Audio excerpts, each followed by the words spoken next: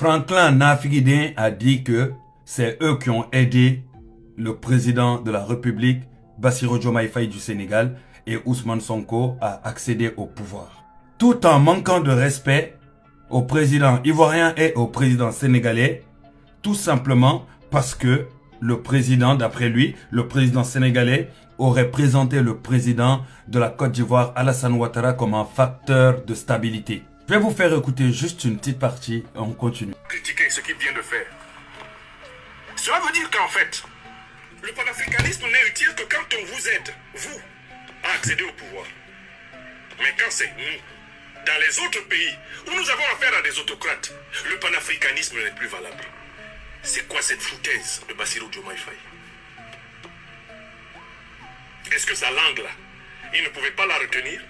Il est obligé de présenter Ouattara comme un facteur de stabilité. Monsieur Franklin Nafigui, votre panafricanisme, on vous a toujours dit qu'on n'en veut pas. On vous a jamais demandé de l'aide. Votre aide, on n'en a jamais eu besoin au Sénégal. Quand il fallait se battre dans les rues, c'est des Sénégalais qui l'ont fait. Quand il fallait se battre sur Internet, c'est des Sénégalais qui l'ont fait. Comme des gens comme Mola Morgan, Gigi et autres tout simplement. Et même, il y en a certains même qui ont dû s'exiler au Mali. D'autres se sont exilés ici, tout simplement. Tels que Kais Fof et autres. Donc, monsieur, toi, Camerounais qui est assis derrière ton écran à raconter de la merde à des illettrés là, il faut apprendre à fermer votre bouche et à gérer votre problème. À votre âge, qu'est-ce que vous avez rapporté à votre pays qui est le Cameroun? Vous pétez les plombs sur les décisions qui se passent dans d'autres pays, sur les présidents de d'autres pays, alors que dans votre propre pays, vous êtes dirigé depuis 40 ans ou 45 ans par un seul président.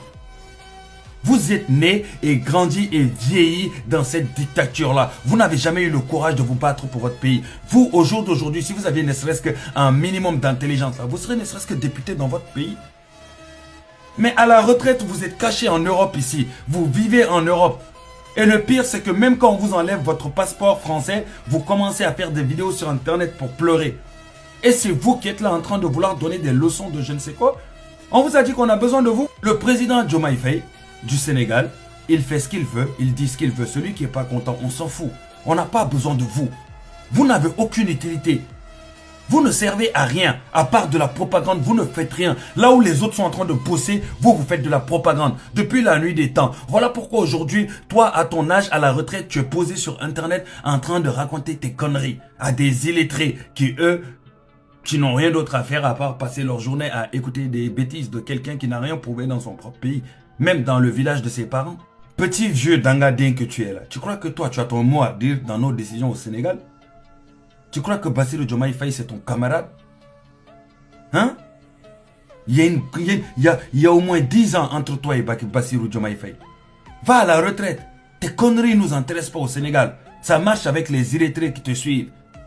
Mais pas avec nous. On n'a pas besoin de vous. Et le président Ouattara est un modèle de stabilité, de démocratie, hein, d'émergence, hein, d'évolution, de paix et de tout ce qui va avec parce qu'on le voit. Un homme qui a trouvé un pays à terre, qu'il a mis debout, numéro 1 devant tout le monde. Et toi, tu as fait quoi dans ta vie, monsieur? Rien. Que dalle. Tout ce que tu as fait, c'est parler, parler, parler. Et tout ce qui sort de ta bouche, c'est des conneries. Seulement. Vous, les panafricains à 2 balles, là. Sénégal, Côte d'Ivoire, on n'a pas besoin de vous, on n'a jamais eu besoin de vous. On ne veut pas de vous. Vous êtes nos pires ennemis. C'est vous qui détruisez l'Afrique. C'est vous qui menez la jeunesse africaine dans des gouffres impossibles, tout en restant assis à distance à manger votre argent. Vous êtes les pires ennemis de l'Afrique. Des Africains dignes se battent pour leur pays. Des Africains dignes se battent pour leur peuple. Mais vous vous battez jamais pour votre pays. Vous battez jamais pour votre peuple. C'est pour les peuples des autres que vous faites semblant de vous battre. Parce que vous êtes des lâches. Quand la lâcheté atteint son paroxysme, c'est ce qui se passe là. C'est ce que vous êtes en train d'être là.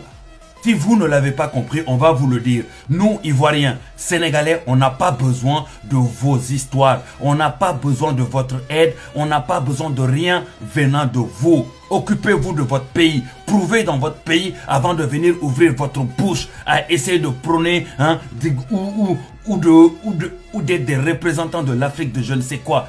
Des gens chez qui il n'y a même pas de route, des gens chez qui il n'y a même pas d'hôpitaux, des gens chez qui il n'y a quasiment rien. C'est eux qui ouvrent leur bouche sur des pays qui sont 40 000 fois plus évolués que eux. Vous n'avez rien, vous n'êtes pas stable, vous n'avez pas de démocratie, vous n'avez pas de président, vous n'avez pas de route, vous n'avez pas d'émergence. Hein? On ne sait même pas en quel siècle vous allez être sur le chemin de l'émergence. Honte à vous. Et toi, Franklin Africain, là, occupe-toi de ton pays, ok? Parce que ces deux pays-là, tu n'as rien à dire à part fermer ta bouche.